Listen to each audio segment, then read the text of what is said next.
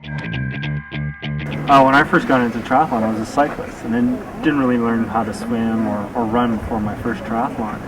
And I got myself a wetsuit, and I put it on. I was like, this is so much easier. My first 3 years racing, I would only do wetsuit swims.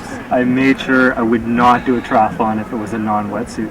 And it helped for someone like myself who was a non-swimmer. Eventually I taught myself how to swim, but yeah, I was like, oh, I can't do that race. That's a non-wetsuit swim. I can't do that. It's ironic for somebody who won Hawaii 3 times. It's like that's the one swim we're not going to have wetsuits. I know, but it took a long time. My first 2 times I didn't finish Hawaii because I was so exhausted by the time I got out of the water. I just didn't have that proper body position that a wetsuit gives you. You know, totally. I think it's more that body position, and it's a matter of being strong in the core, getting the hips up.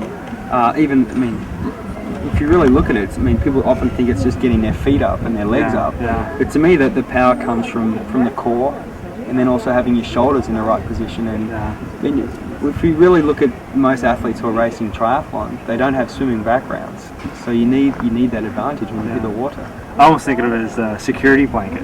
You know, you put a wetsuit on and boop, you float in the water, and you're not so as tense. You can relax a little bit, knowing that there's like this, almost like a life vest on you. You're like, I'm okay. I got my little blankie on. I can get through it.